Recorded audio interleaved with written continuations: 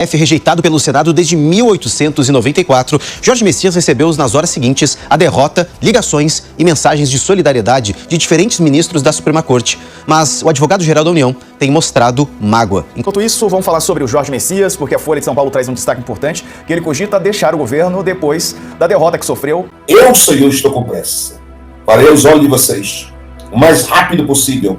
Farei quebrar as cadeias das injustiças. Eu vou fazer porque sou. Começarei a partir de hoje a quebrar os grilhões, a enfraquecer aqueles que eram fortes. Se você acha que essa semana foi espetacular e você tá aí cheio de alegria no coração, se prepare que agora eu vou colocar uma cereja no bolo. Não só nós barramos o Messias e derrubamos o veto do Lula da dosimetria, como nós também conseguimos tirar o Messias da Advocacia Geral da União. E vocês verão em 24, 48, 72 horas, em poucos dias, porque um grande assopro dos céus está chegando até o dia 24, e que os olhos de vocês estejam preparados para, a partir de hoje, ver, cumprir o que aqui está sendo dito.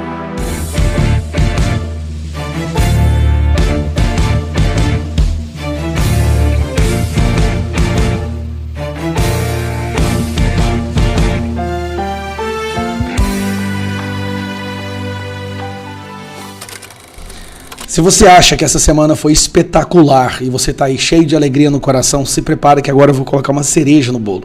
Não só nós barramos o Messias e derrubamos o veto do Lula da dosimetria, como nós também conseguimos tirar o Messias da Advocacia Geral da União. O abortista, defensor de bandido, censurador e que se gabava de ter ajudado a prender os idosos nos QGs no 8 de janeiro, pediu para sair. Mas por quê? A mobilização que nós fizemos foi tão grande que os senadores relataram isso daqui, ó. Senadores relatam pressão popular comparável ao impeachment da Dilma. Ou seja, os senadores estavam recebendo centenas de e-mails, ligação nos seus gabinetes, comentários nas suas redes sociais. Os próprios familiares dos senadores estavam enchendo a cabeça deles, pedindo para que eles votassem contra a indicação do Messias. E aí, saiu essa daqui também. 71% das redes comemoraram a derrota do indicado de Lula ao STF. 71%. Aí eu te pergunto, como que um cara desse poderia continuar? Imagine você tendo que voltar para o cargo anterior, sabendo que o país todo não gosta de você, que os senadores te recusaram, que a imprensa te recusou. Não sobrou outra alternativa para o Messias, a não ser essa daqui, ó. Depois de derrota no Senado, Messias deixará a AGU. O ministro avisou ao presidente Lula que deixará o cargo por falta de condições políticas para interlocução com o Congresso e o STF. Jorge Messias comunicou ao presidente Luiz Inácio Lula da Silva que deixará o comando da Advocacia Geral da União. O anúncio ocorreu no Palácio da Alvorada depois do Senado Federal rejeitar a indicação dele ao Supremo Tribunal Federal por 42 votos contrários e 34 favoráveis. A função do advogado-geral exige despachos frequentes com ministros do STF e interlocução constante com os senadores e deputados. Por isso, que aqui eu quero te explicar, que muitas vezes, quando um presidente quer indicar alguém para o STF, ele coloca essa pessoa primeiro na Advocacia Geral da União, porque ali ele vai ter muito contato, ele vai fazer network justamente com as pessoas que vão votar sim ou não na indicação dele. E também com os ministros do STF que vão apoiar ou não a indicação dele. Então estar como advogado-geral da União é a porta de entrada que facilita a sua eleição, né, a sua sabatina para ser indicado ao STF. Se Messias, estando na AGU, não conseguiu, não tem ninguém que o Lula vai colocar agora que vai conseguir. Então, o que acontece? Se o Messias volta para a Advocacia Geral da União agora, ele vai ter que sentar e conversar com as mesmas pessoas que fizeram campanha contra ele, que votaram contra ele. Imagine a vergonha, imagine o desconforto que seria você ter que estar lá sentando e conversando e resolvendo problemas de pessoas que impediram você de subir no cargo, de ir pro Monte Olimpo, né, que é o STF. Então o Messias está muito magoado, muito magoadinho, não está aguentando e diz que vai sair, está pedindo para sair, está arregando. O que o Lula está sugerindo? Aí é para... Lula estava falando nos bastidores em colocar o Messias como ministro da Justiça. Olha que loucura, gente. O cara que foi recusado como advogado-geral da União, foi recusado a entrar no STF, porque quando se analisou todas as decisões dele, todos os relatórios, as falas, se percebeu que esse cara não pode, de forma alguma, ter uma autoridade no mais alto tribunal brasileiro, Lula decide colocar ele, como se fosse um prêmio de consolo, colocar ele como ministro da Justiça. Aí você agora imagine ter o Messias, que ajudou a defender o irmão do Lula no roubo do INSS, defendeu os sindicatos, né, que mandou prender os manifestantes do 8 de janeiro, que faz relatório defendendo a sistolia fetal. Imagine esse que censura todo mundo. Imagine esse cara como ministro da Justiça. Imaginou? Isso vai ser muito bom pra gente. Não sabe que sentido? Isso vai desgastar o Lula e muito. Mas vai ser um gigantesco desgaste. Lula quis dar um prêmio pro garoto de recados dele. Tá, Lula, coloca ele lá como ministro da Justiça. O que ele vai fazer? Ele vai começar a mandar fazer busca e apreensão, vai proteger, né? Ele como ministro da Justiça vai ter interferência até na Polícia Federal, vai começar a querer proteger o Banco Master. Acho que o Lula está colocando ele para ser o blindador ali, né, do caso do Banco Master e do INSS, que o André Mendonça está investigando. É um desespero absoluto. Não resta nada para o Messias. Messias vai ter que voltar a advogar, né? Ele ganhou muito dinheiro como advogado-geral da União, os honorários são de bilhões, então acho que pode aposentar, né? Tá novinho aí, já pode aposentar o Messias. Agora que os ânimos abaixaram um pouco, vamos parar, sentar e vamos realmente entender o que aconteceu. Primeira coisa que eu posso te dizer, essa semana não foi apenas uma semana de derrotas do Lula, ela foi muito maior do que isso. As implicações e as consequências dessas duas derrotas do Lula essa semana, elas são muito maiores do que apenas um momento ruim que o governo está passando. É uma virada de chave e eu vou te explicar. Como vocês sabem, desde 1894 não se negava uma indicação para o STF. E normalmente, para facilitar a entrada do indicado ao STF, se coloca ele primeiro na Advocacia Geral da União. Porque quando uma pessoa está nessa posição, ela tem contato direto com os senadores e ministros do STF, onde ela pode criar um networking para poder ser aceita por essas pessoas como um ministro da Suprema Corte. O governo tinha dado como ganho já. Porque era impensável que alguém pudesse ser negado, rejeitado. Era impensável. E nós conseguimos fazer isso. E como que isso foi feito? Mobilização nas redes sociais. Sim, isso pesou e pesou muito. Os senadores reclamavam que eles não tinham visto algo dessa intensidade desde o impeachment da Dilma.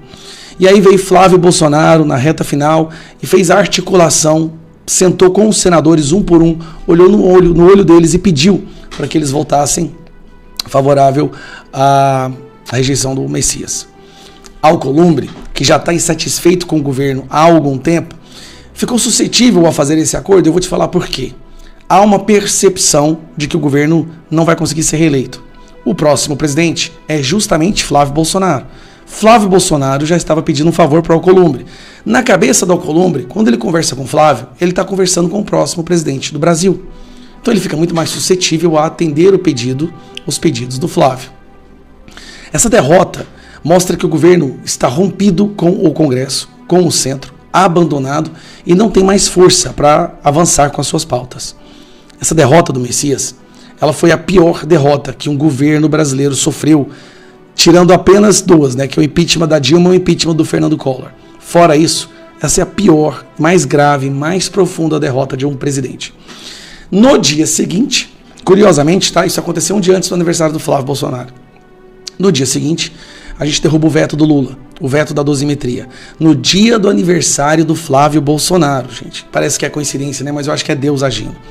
No dia do aniversário do Flávio Bolsonaro, ele consegue derrubar, nós conseguimos derrubar o veto do Lula, o que leva alegria para centenas de famílias que estão presas, para milhares de pessoas que foram perseguidas pelo Alexandre de Moraes. Pronto, agora vamos para outra parte. A lapada no Messias foi tão grande, que ele pediu para nem sequer continuar como advogado-geral da União. Lembrando que o Messias é o cara que criou o Ministério da Verdade, que intimida pessoas a retirar conteúdo das redes sociais. Foi ele que fez o relatório a favor da sistolia fetal até o 9º mês. Ele é uma pessoa podre. Ele pediu para sair da AGU. Então o cara já está saindo do governo. O centro já percebeu que esse governo não vence. O que está acontecendo aqui, então? Vamos resumir. Nós estamos fechando um livro e começando a abrir um outro. Não é nenhuma mudança de página, talvez de capítulo. É fechar, terminar um livro, jogar ele na lata de lixo da história e abrir um outro livro, uma outra história. Uma história agora onde o STF está encurralado. A mensagem da derrubada do Messias foi uma mensagem anti-STF, no sentido de que, conseguimos 42 votos. Neste Senado, que não é um Senado de direita, para impedir uma indicação de um ministro ao STF, justamente porque esse ministro ia se tornar mais um Alexandre de Moraes. Então foi uma rejeição a um segundo Alexandre de Moraes no STF, só que ainda falta o original. As eleições estão chegando, uma das percepções que todo mundo tem em Brasília é que nós vamos fazer maioria no Senado, senador de direita, e ano que vem, Flávio Bolsonaro na presidência e maioria do Senado, aí sim nós iniciaremos uma nova era no nosso país, um novo momento.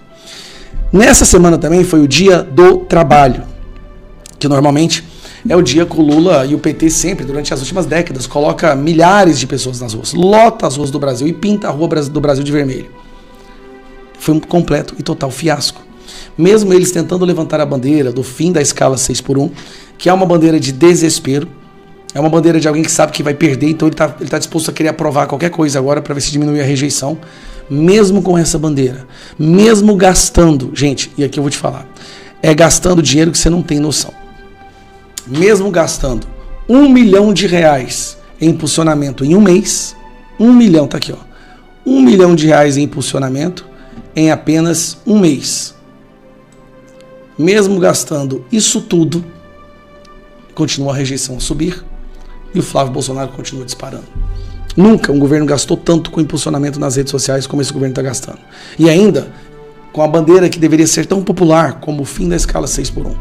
Mas isso não está conseguindo tirar do povo aquele sentimento de qualidade de vida deteriorada. As pessoas não estão mais conseguindo viver como elas viviam no governo do Bolsonaro. Elas olham para o carrinho, elas percebem que está faltando compra.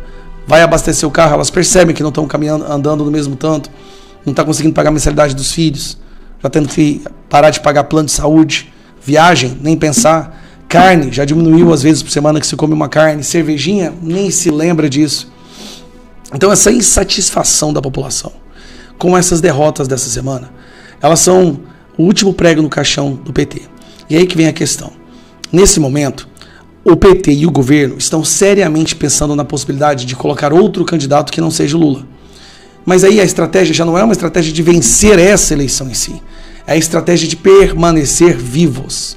Se o Lula perde para o Flávio Bolsonaro, e ele vai perder, mas na cabeça deles, se o Lula perde para o Flávio Bolsonaro, estando na cadeira de presidente, com a máquina na mão, esse é o ponto final na história do PT. Agora, se o Lula sai alegando algum problema de saúde e outra pessoa perde, eles terão sempre a desculpa de que não foi o Lula que perdeu. Então, o legado do Lula poderia continuar sendo usado para manter o PT vivo durante um tempo. Agora, se o Lula perde, escuta o que eu estou te falando, o PT não sobrevive. Se o Lula perde agora, vai ser o fim do PT. Aí vai ter um outro partido de esquerda que vai querer tomar essa posição, pode ser PSOL, pode ser Rede, PV, PSB, que tem aí um crescimento considerável, mas a história do PT chega ao fim. E não pense você que é impossível. Você se lembra do PSDB? O PSDB era um partido gigantesco, hoje não é nada. Nada. Partidos já foram grandes no Brasil e depois eles encolhem, principalmente se aquela pessoa que era ponta de lança não faz parte mais do grupo. Então, em uma semana, a história do Brasil virou a política brasileira virou 180 graus. E não é só contra o governo. O STF agora está acuado. Eles entenderam que o recado foi para eles. O recado foi, olha, a gente não vai aceitar mais um Alexandre de Moraes no STF. Com a maioria, e agora o Alcolumbre já fala até em pautar impeachment. Por que ele já fala isso? Porque o Alcolumbre sabe que o Flávio vai ser o presidente, o Alcolumbre vai tentar negociar alguma forma para continuar na presidência do Senado. E é legítimo dele. Ele está tentando, ele gostou do poder, ele quer ficar no poder a qualquer custo. E talvez ele vai tentar até negociar um impeachment de ministro do STF, na esperança de que assim ele permaneça na presidência do Senado do ano que vem. Eu acho muito difícil. Só estou falando o que está na cabeça de uma pessoa que sabe que o grupo que ele fazia parte vai perder. Esta semana entra para a história. Essa semana é uma virada de chave no Brasil. E o povo brasileiro já entendeu que no ano que vem as coisas vão começar a dar certo. O povo está ansioso para as eleições chegarem logo. E o Flávio Bolsonaro está só decolando. Na live do dia 26/4/2026, eu falava que não esperava que eu fosse viver para ver tantas coisas gigantes, de grandes proporções acontecer em território nacional brasileiro. Especificamente, eu falei na live do dia 26/4/2026 que a justiça iria brilhar, ou seja, a partir daquele momento, do dia 26/4/2026, a injustiça iria perder no território nacional brasileiro. bem claro, especificamente, com toda a riqueza de detalhe. A live do dia 26/4 de 2026, eu falei especificamente com a riqueza de detalhes que a injustiça iria perder a partir daquele momento em território nacional brasileiro e que a justiça iria brilhar a partir daquele momento. Então, no live do dia 26/4 de 2026, eu falava que a injustiça, a partir daquele momento, começaria a perder em território nacional brasileiro e que a justiça iria prevalecer. Veja só, a indicação do presidente da República ao Supremo fez a maior perca dos últimos 132 anos, meu Deus, que nunca foi rejeitado um candidato que fosse indicado pela presidência da República, o Senado, né, o Congresso, nunca recusou. Né? E agora nós tivemos em 100, é um cometa Halley, que só passa de 100 anos. Esse aí ultrapassou o cometa Halley. Foi 132 anos, nunca se viu uma rejeição dessa. E hoje, mais uma perca do governo. Hoje, mais uma perca. A live foi dia 26. A partir de hoje, foi dito assim, para todo mundo desenhar, para todo mundo saber o que é. A partir de hoje, tem muita gente, eu fico triste, muito triste. Mas eu não vou falar do que eu fico triste, das pessoas que se dizem ser espiritual e não são. Vai assistir matéria de jornais, reportagens, mas vamos esquecer dele. Agora eu quero saber se diz assim, da maneira que eu vou dizer. Deixa aumentar mais um pouco as pessoas. Se as pessoas amassem o território nacional brasileiro mesmo, estavam assistindo aqui a live do apóstolo Edaldo Olimpo, porque em 24 horas, 48 horas antes, vai saber de coisas que vão acontecer. Vai saber de coisas que vai acontecer aqui. E eu quero que você grave quando eu começar a falar. Gravem isso. Salvem isso. De imediatamente. Meu Deus. Eu quebrarei, enfraquecerei, a ponto de deixar todos débeis. Preparem-se, pois as televisões irá dizer, falar, e vocês verão em 24, 48, 72 horas, em poucos dias, porque um grande assopro dos céus, no reino espiritual, está chegando até o dia 24/5 de 2026. Eu sou o que sou. Deus irá mostrar para algumas autoridades da nação brasileira que Ele é o único dominador e controlador de todas as coisas e que tudo está na palma de suas mãos e Ele faz o que quer e com quem quer a qualquer momento, pois tudo se submete à sua ordem e à sua autoridade. Cada dia que se passa, Deus vem mostrando ao povo brasileiro que está trabalhando em prol desta pátria e que tudo que está em oculto será revelado. Tudo que está encoberto, o Senhor trará à tona, porque Deus é a verdade e diante dela a mentira não prevalece. Que Deus abençoe este país. Que Deus abençoe a vida do apóstolo Reginaldo Rolim, sua casa, sua família e seu ministério. Este vídeo vai ficando por aqui. Não esqueça de deixar a sua opinião aqui nos comentários.